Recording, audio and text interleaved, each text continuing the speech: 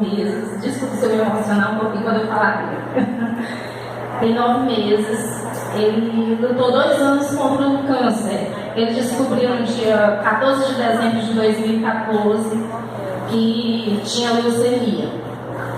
E de dezembro de 2014 ao dia 9 de dezembro de 2016, ele lutou muito. Quem conheceu e acompanhou sabe o quanto Marcos Paulo foi um guerreiro. Mas, antes de eu falar assim, da história um pouco do Marcos Paulo, eu queria falar que o Marcos Paulo, ele foi um rapaz normal, amigo do Nixon, de infância, e brincava, corria, jogava bola, namorou e aprontou, um rapaz normal. Mas ele teve uma base familiar, ele teve uma formação cristã e ele aprendeu a viver na fé, o que é muito importante. Embora ele tenha tido até a idade dos 7 anos só mãe, porque eu sou separada do pai do Marcos Paulo, e até os 7 anos ele só teve mãe, mas ele teve uma mãe que foi pai, né? Então ele teve essa formação cristã, essa formação dentro da fé, e isso foi muito importante para os 2 anos que o Marcos Paulo viveu na doença, os 2 anos que ele precisou lutar, né? Falando aqui um pouco, quando o Marcos descobriu que tinha leucemia, nunca na vida ele tinha tido nada. Meu filho sempre foi um rapaz saudável. E se internou na autoclínica com uma crise de garganta. Meu esposo foi com ele. Quando fez o exame de sangue, os médicos disseram que ele tinha que ir para a UTI, que ele precisava de um hematologista com 24 horas. De lá ele foi transferido para o Monte Clínico quando foi dado o diagnóstico de leucemia 93%. Meu filho, aos olhos dos médicos, já estava morto. Mas a gente olhava para o Marcos Paulo, era como eu olhasse aqui para esse rapaz ruim. Ele não tinha nada. Ele ria, ele brincava, como é que tinha 93% comprometido? Mas o Senhor começou a trabalhar. Na realidade, o Senhor veio trabalhando na vida da gente, nos preparando para esse momento que nós vivemos, sem a gente nem perceber. E quando a médica chegou para mim e falou que o Marcos tinha leucemia, que a gente tinha que se preparar, porque o dele já estava em 93%, eu disse para ela que eu queria falar para ele, porque eu e o Marcos, nós sempre tivemos um relacionamento muito bom de mãe e filho, de amigos, de irmãos, de companheiros. Tudo a gente sempre conversou. Então, quando eu cheguei para ele e falei que ele tinha leucemia, meu filho baixou a cabeça e ficou calado, não falou nada. Depois eu perguntei a ele como é que ele estava, e ele disse: mãe, eu estou bem. Mas ele disse: eu estou bem, mas estando bem mesmo, não foi só querendo me deixar bem. Ele disse: mãe, eu estou bem. Eu disse: meu filho, eu sei, mas como é que está a sua cabeça? Ele disse: mãe, eu estou bem. Na minha oração, porque eu falei para ele à noite, e isso foi de manhã, essa nossa conversa. Na minha oração ontem com Deus, eu não questionei. Eu simplesmente perguntei a Deus, não perguntei a Deus por quê. Eu disse: Senhor, para quê? Se tu tem um propósito, pois que eu seja digno de cumprir esse propósito. Meu filho tinha 21 anos e foi a primeira, entre muitas outras lições, mas na doença foi a primeira grande lição que ele me deu. Senhor, se tu tem um propósito, que eu seja digno de cumprir esse propósito. E assim ele fez. Ele ficou internado 6 meses, tomou quimioterapia, fez exames dolorosos, mas Jamaica sempre sorrindo, né? Sempre sorrindo. Não havia quem fosse visitá-lo, quem ficasse com ele no hospital, né, isso, que saísse de lá muito bem, porque era isso que ele era. Ele era assim. Em maio de 2015 ele recebeu alta. Em agosto ele voltou à vida normal. O médico achou um milagre, disse que ele estava curado. E ele voltou a trabalhar, estudar, namorar. Em dezembro, dia 10 de dezembro de 2015, ele chegou em casa com uma crise de sinusite. Fomos para o hospital. A leucemia tinha voltado. Novamente, meu filho, do mesmo jeito, disse que Deus não tinha cumprido o propósito, ou nós não tínhamos honrado o propósito de Deus. Foi outra lição, porque Deus, Ele quer de cada um de nós que a gente não só receba, mas que a gente entenda o que Ele quer nos dizer. E talvez a gente não tenha entendido o que Deus quis nos dizer.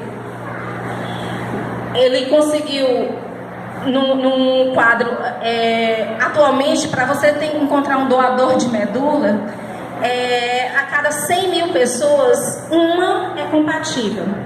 Meu filho teve 2 pessoas compatíveis. E nós achávamos que era um milagre. Porque quando ele teve internado a primeira vez, o Senhor, através da boca do padre Reginaldo Manzotti, a gente entendeu como profecia, que o padre disse que tinha um rapaz com a roupa azul, caneta, que estava internado e que tinha sido descoberto que ele tinha leucemia, mas que ele ficasse tranquilo porque Deus tinha um propósito na vida dele. 2 semanas depois que a gente ouviu essa profecia do padre Reginaldo, uma amiga da gente, a Cíntia, que inclusive tinha sido namorada do Marcos Paulo, ela tinha ido para a missa no Shalom com o padre Antônio Furtado e estava muito cheio. Foi numa quinta-feira, ela ficou do lado de fora com a fotozinha dele no celular. Ela disse que na hora da elevação do Santíssimo, que ele saiu andando no meio das pessoas, ela começou a orar com o celular levantado pedindo a cura do Marcos. E diz que de dentro da igreja, do espaço, o padre Antônio Furtado parou com o Santíssimo e disse que tinha um rapaz do lado direito, que era onde a Cíntia estava, que tinha leucemia, mas que Deus ia fazer uma grande obra. E ele saiu no meio da multidão com o Santíssimo e foi até onde a Cíntia estava com o celular, e muita gente com o celular, com fotos de doente. O padre Antônio Furtado parou do lado dela e pegou o celular e começou a orar pelo meu filho. Todos esses sinais a gente interpretava na nossa interpretação humana, e eu, como mãe sedenta da presença física do meu filho, interpretava como a cura física. A gente não entendia o que era que Deus ia querer da gente. Então, quando meu filho viajou, 2 doadores, fez o transplante, correu tudo bem, algumas intervenções, o médico tinha dito que a gente no mínimo ia ficar 7 meses em Pernambuco, nós voltamos com 5. Meu filho, nós chegamos no dia 29 de julho de 2016, e ele muito bem, todos que iam visitá-lo via que ele bem e sempre dando o testemunho dele. Numa dessas curas do Marcos Paulo, ele era do grupo do IESAS. Ele saiu e foi ao grupo para dar o testemunho dele. Foi participar da reunião e lá ele sentiu tocado e dar o testemunho. E os meninos contam que ele, quando ele falou, ele disse assim: gente, Deus me preparou desde a minha infância para viver esse momento que eu estou vivendo. Se não fosse a família que eu tive, a formação cristã, a mãe que eu tenho do meu lado, eu não estaria passando por tudo isso da forma que eu estou. E a doença voltou, fez o transplante, mesmo depois desse testemunho. E quando foi no dia 14 de setembro de 2016, no exame de rotina, a doença tinha voltado em 93% de novo. Nós fomos ao hospital, ele se internou, passou 45 dias fazendo o último recurso. O médico disse que não tinha mais o que fazer. Era o último recurso de quimioterapia. Se o corpo dele respondesse, eles fariam um retransplante. E o Marcos Paulo fez. Quando foi no sábado, no dia que fez 45 dias que ele estava internado, eu estava em casa. A namorada dele, quem estava com ele no hospital, o Dr. João Paulo ligou para mim e disse: mãe, venha buscar seu filho.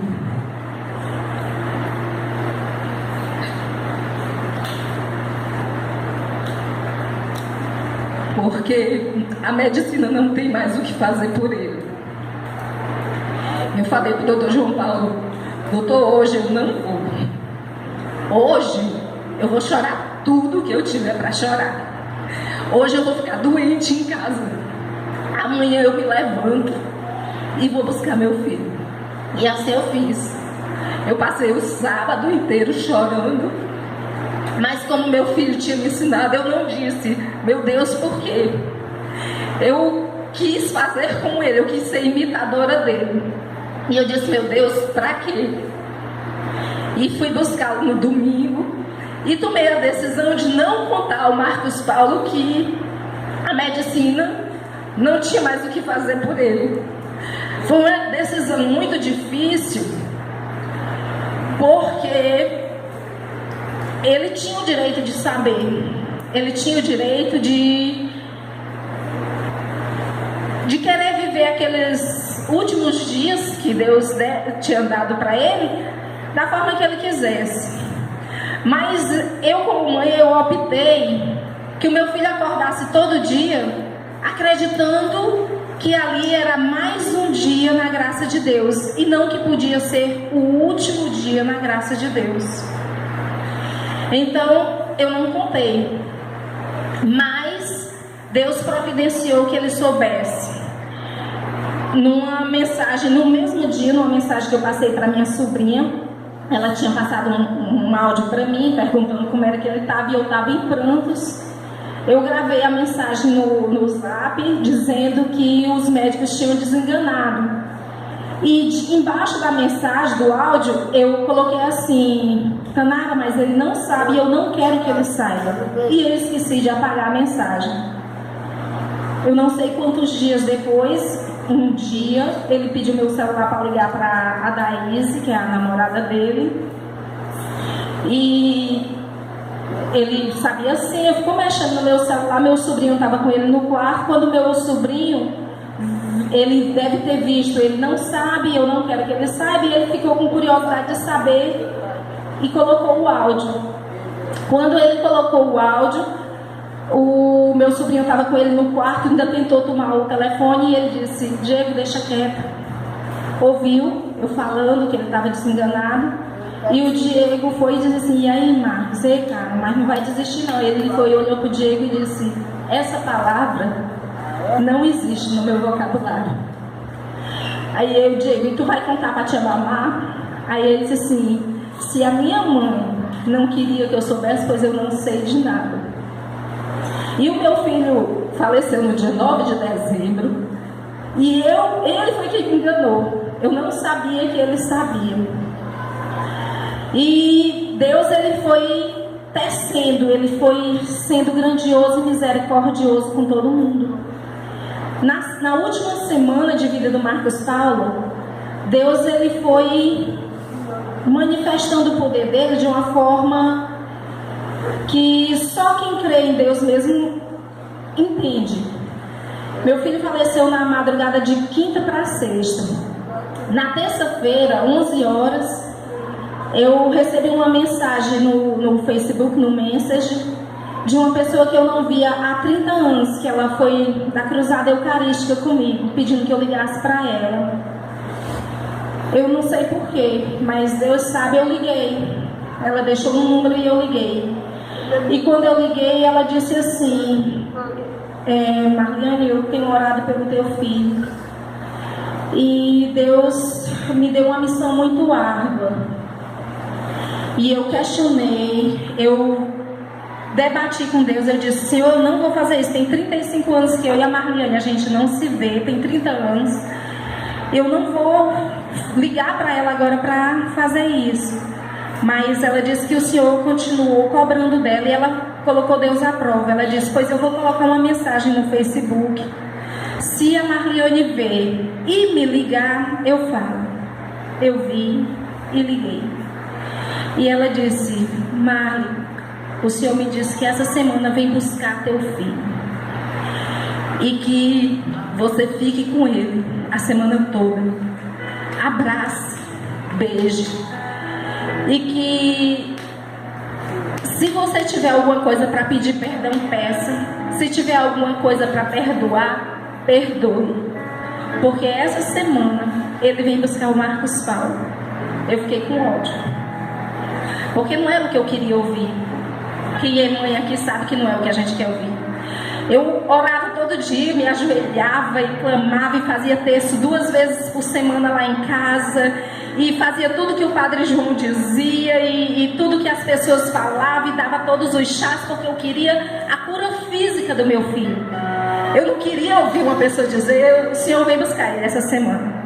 Mas eu não entendi a grandeza de Deus mandar. O que é que eu sou? Se eu hoje disser eu não creio mais em Deus, Ele continua sendo Deus. Se eu sair daqui, espraguejar e nunca mais quiser entrar na igreja, Ele continua sendo Deus. E Deus se deu o trabalho de mandar me avisar que Ele naquela semana vinha buscar meu filho. E quando foi na quinta-feira, meu esposo acordou e disse: amor, hoje eu não vou trabalhar. E eu disse: amor, meus braços te agradecem, porque eu já levantava o Marcos Paulo, eu que levava ele para o banheiro, e a gente fisicamente fica cansado. Mentalmente eu passaria por isso tudo de novo, mas fisicamente a gente cansa. A namorada dele saiu para trabalhar, voltou 10 horas da manhã aos prantos, e eu pensei até que ela tinha sido assaltada. E eu disse: a Daísa que foi? Ela disse: dona Marliane, eu não consegui trabalhar hoje. E voltou para casa. A minha filha nesse dia não saiu, não foi para a faculdade, para canto nenhum, ficou em casa. Então Deus, Ele providenciou que todo mundo, no último dia de vida do meu filho, tivesse todo mundo em casa. E 1h10, eu nesse dia eu não quis subir para dormir, fiquei com ele, a namorada ficou com ele, o meu esposo foi dormir na sala. 1h10 da manhã, ele começou a agonizar.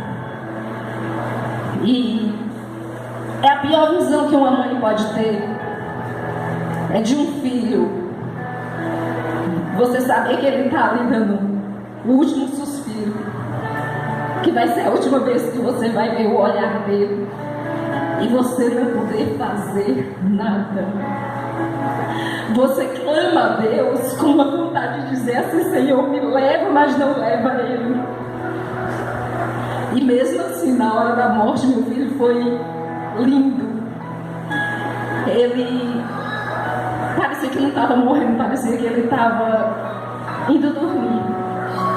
Ele calmamente, depois que terminou os espasmos por causa, eu não sei se foi um ataque, ele passou a vista, parou o olhar em mim, depois parou o olhar no tempo e chamou o nome de Deus. E ali foi o último momento dele. Nessa hora, 1h20 da manhã, e 1h10 da manhã, quando ele começou, a esposa do meu sobrinho tinha passado uma mensagem no meu celular, que eu tenho printado até hoje, dizendo que tinha tido uma visão com o Marcos. Ele num campo bem verde, bem florido, com o céu bem baixo e os anjos louvando. E ela disse que começou a chorar porque achou que Deus quisesse levá-lo, mas ela teve a visão na hora que Deus realmente estava levando. Então eu me sinto agraciada, porque Deus me deu 23 anos da vida do Marcos Paulo, porque Deus me avisou, embora eu não tenha acreditado, que eu poderia ter, se eu tivesse acreditado, eu ter abraçado mais. Eu podia ter dito mais que amava. Eu podia ter beijado mais se eu tivesse acreditado. Mas eu não quis acreditar em Deus. Mas mesmo assim Deus foi muito bom. E aí a gente podia se questionar e dizer assim: poxa, mas tanta gente orou e não houve um milagre. É aí que eu quero dizer para vocês que o milagre aconteceu. Não da forma que a gente queria, não da forma que a gente esperava, mas Deus, ele começou a fazer milagres na vida da gente, milagres na minha família. Meu filho, ele gostava muito de trabalho voluntário e sem eu escolher, sem eu procurar, Deus me colocou num trabalho voluntário que já tem 8 meses que eu exerço com crianças de câncer. Eu participo da vida dessas crianças, eu vejo crianças morrer, mas eu luto pela vida delas. E eu digo que foi um milagre porque como é que a gente, depois que você enterra um filho por causa do câncer, você ainda consegue estar dentro de um hospital, estar dentro da casa, sabendo que aquelas crianças ali a qualquer momento elas também podem ir. E Deus começou a fazer milagres na vida da minha filha e nos amigos do Marcos Paulo e nas pessoas que estavam ao nosso redor. E eu comecei a entender o que Deus, desde o começo da doença do meu filho, ele queria. É que o Marcos já estava preparado, ele já estava pronto. O Senhor deu 2 anos para ele se purificar, mas que o propósito que Deus tinha era, através da vida do meu filho, a conversão da gente, a conversão da família, a conversão dos amigos. E eu estava ali no cantinho e vi aqui umas apresentações, e essa apresentação última agora, de pais que não têm tempo para o filho, que querem se livrar a qualquer custo. E o que eu tenho para dizer para vocês: amem mais, abracem mais, independente da idade. Se seu filho já tem 30, se tem 1, se tem 20, diga todo dia para eles que amam, todos os dias, porque quando eles se vão, ou os filhos digam todo dia para os pais que amam, porque também quando eles se vão, a gente ainda acha que fez pouco, a gente ainda acha que podia ter feito muito mais, que aquele último beijo que era para ter sido dado em vida, eu dei no meu filho em cima de uma cama, quando eu estava limpando o corpo dele, já sem vida, quando eu estava limpando porque ele se sujou todo, trocando a roupa dele, porque foi eu quem fiz. Então, amem, despecem o tempo de vocês para eles, para ficar um minuto a mais do tempo de vocês do lado dele, para poder ouvir as besteiras que eles têm para falar. É isso que eu queria.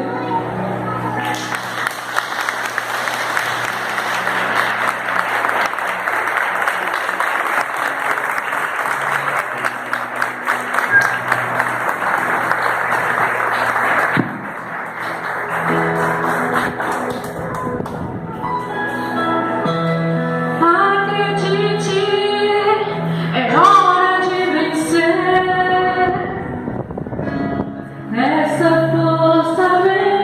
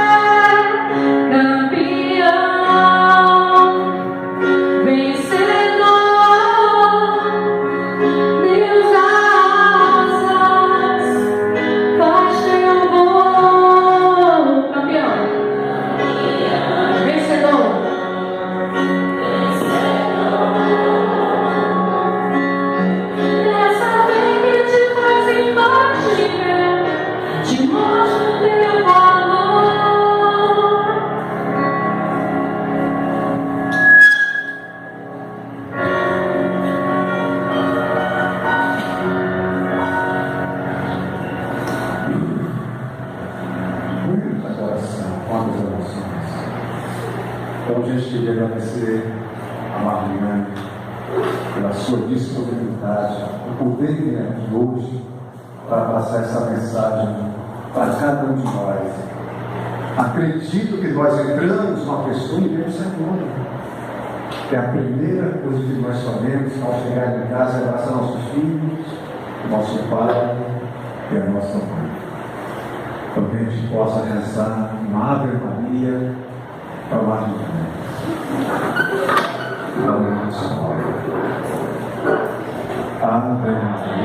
cheia de graça, o Senhor é convosco. Bendita sois vós entre as mulheres, bendito é o fruto do vosso ventre, Jesus.